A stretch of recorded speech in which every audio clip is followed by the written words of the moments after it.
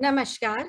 मैं डॉक्टर राजकुमारी शर्मा आज आपके समक्ष बीकॉम प्रथम वर्ष हिंदी ख के विद्यार्थियों के लिए इमारत गिराने वाले लेखक गुलशेर खान शानी द्वारा रचित कहानी लेकर उपस्थित हुई हूँ।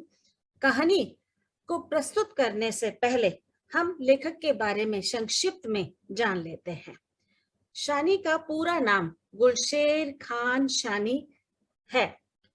इनका जन्म 16 मई 1933 को मध्य प्रदेश के जगदलपुर आदिवासी क्षेत्र में हुआ। गुलशेर खान शानी समृद्ध परिवार से थे।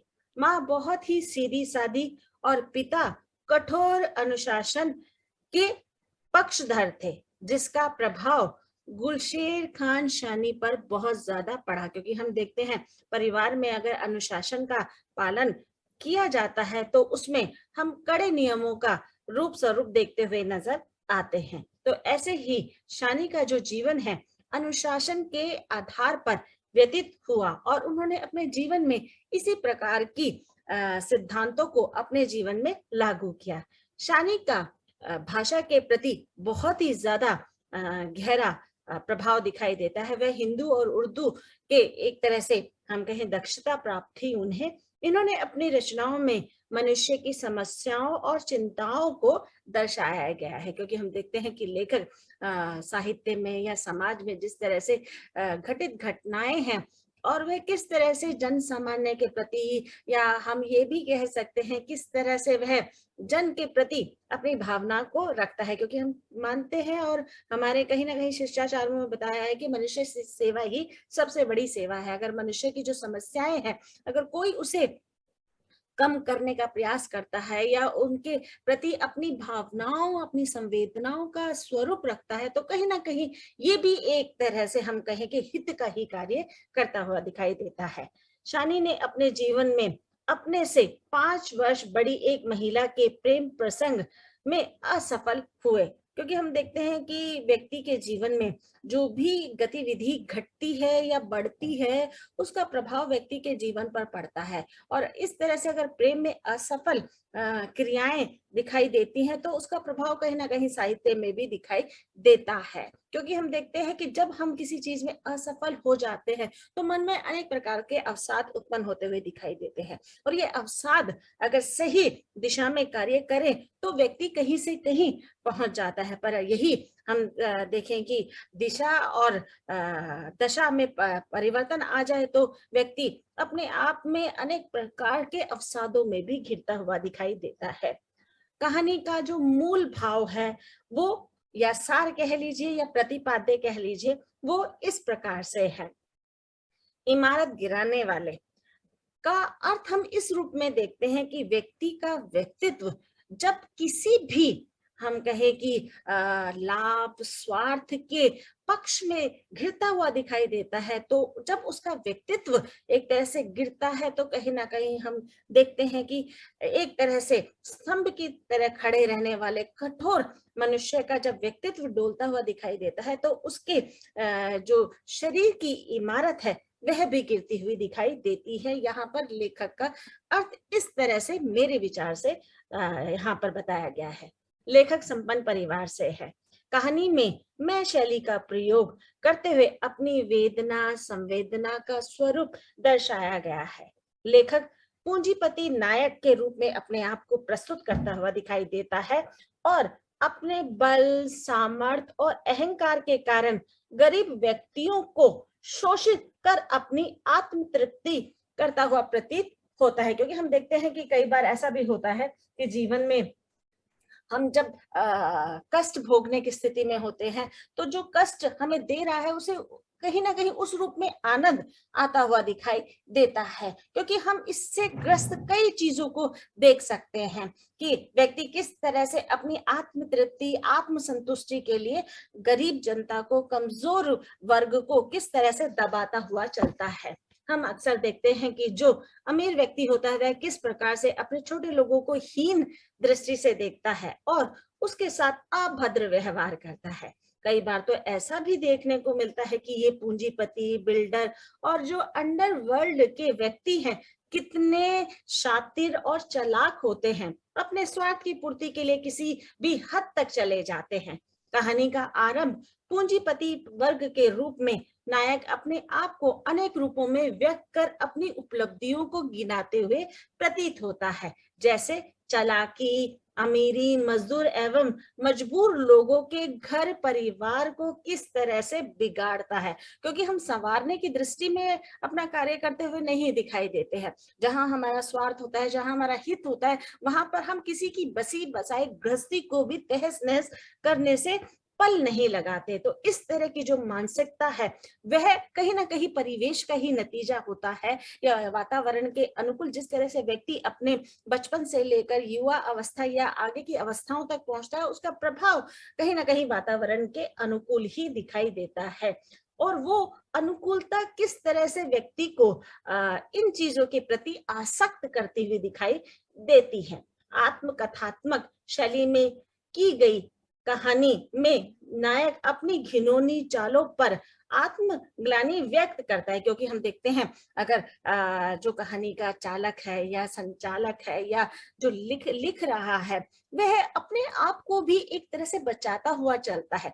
तो उसे ये तो पता है कि मैंने इस तरह की हरकत की है, मैंने इस तरह से किसी को कष्ट पहुंचाया है, तो कहीं ना कहीं वह अपने आप को भी उस कष्ट में अपनी भागीदारी निभाता हुआ चलता है और अपनी जो आत्मवेदना है उसको भी व्यक्त करते हुए चलता है। नायक अपने मित्र अनिल की पत्नी को अपने पैसे के बल पर हथियाना चाहता है और इसमें वह कहीं ना कहीं सफल भी होता हुआ दिखाई देता है।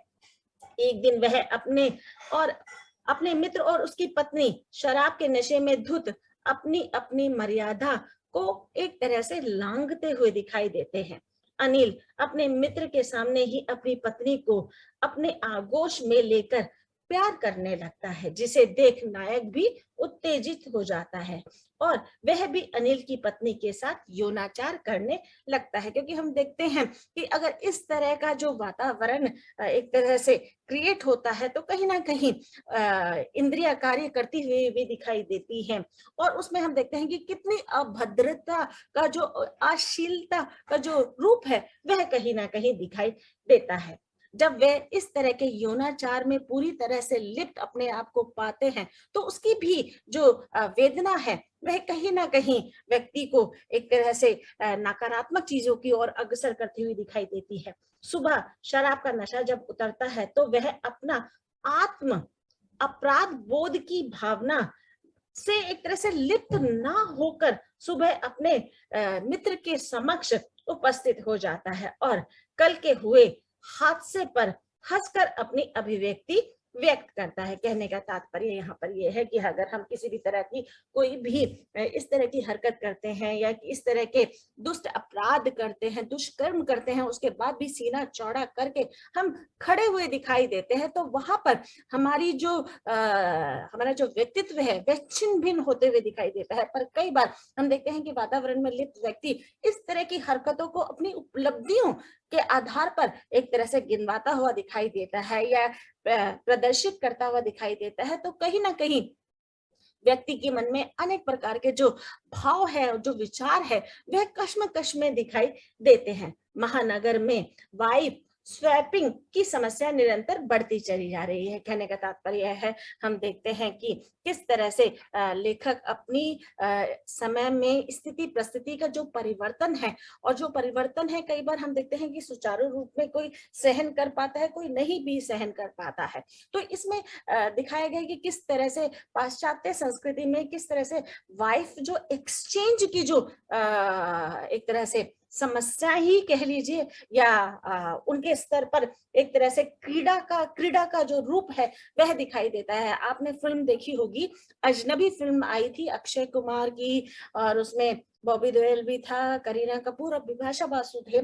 उसमें भी इसी तरह की जो एक हम कहें कि संवाद का जो विस्तार था वो देखने को मिलता है कि किस तरह से दोनों एक दूसरे की वाइफ को बदलने में एक तरह से पक्ष में होते हैं, जबकि हम देखते हैं कि जो नायक बॉबी देओल है वो इस पक्ष में नहीं होता, पर अक्षय कुमार इस पक्ष में होता है। तो कहीं न कहीं हम देखते हैं कि फ़िल्मों में भी इसका जो प्रचलन है बहुत ही तीव्र गति से बढ़ता चला जा रहा है, और जो उच्च सोसाइटी के लोग हैं, उनमें आए दिन इस तरह की जो स्थिति परिस्थिति है से वे गुज़रते हुए दिखाई देते हैं, क्योंकि हम देखते हैं जो उच्च संपन्न लोग हैं, वह अपनी इस समस्या को समस्या ना समझकर उपलब्धि समझते हैं। तो इसमें हम देखते हैं कि भारतीय संस्कृति में किस तरह से पश्चिमी संस्कृति का जो चलन है वह बढ़ता चला जा रहा है। पहले तो हम सोचते थे केवल पहनावे के स्तर पर, खान-पान के स्तर पर या अनेक स्थितियों के स्तर पर पाश्चात्य संस्कृति हम पर हावी होते चली जा रही है। पर अब जैसे लिविंग रिलेशनशिप है या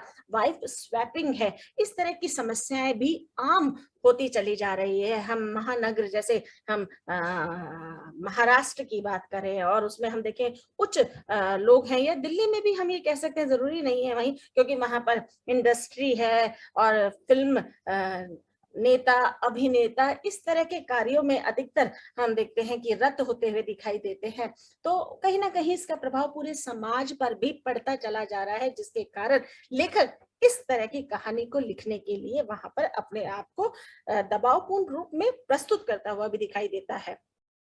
व्यक्ति अपनी स्वार्थ पूर्ति के लिए सभी अनैतिक कार्य करने से भी नहीं हिचकिचाता कि वह किस और किस दिशा में जा रहा है। उसका जो व्यक्तित्व है किस तरह से पतन की ओर पर एक तरह से घिरते हुए दिखाई दे रहा है। केवल व्यक्ति अपने अहंकार, अपने पैसे के बल पर हर चीज़ एक तरह से हथियाना चाहता है, उसका इस्तेमाल करना चाहता है कि जीवन में उसे ये ना रहे कि मैं इस काबिल मतलब था, या मेरे पास पैसा था तो मैंने इसका प्रयोग नहीं किया। इस तरह का जो उपलब्धियां हैं वह कहीं न कहीं महानगर में बढ़ती चली जा रही हैं। नायक अपने मित्र अनिल और उसकी पत्नी का फायदा उठाकर अशोभनीय और अनैतिक कार्य करता है। हम देखते हैं कि मित्र एक बहुत बड़ी उपलब्धि होती है, और हम अपने मित्र से अपना दुख, अपना सुख सब साझा करते हुए दिखाई देते हैं। और मित्र कहीं न कहीं बड़े भाई के रूप में, छोटे भाई के रूप में संबोधित होते हुए भी दिखाई देता है।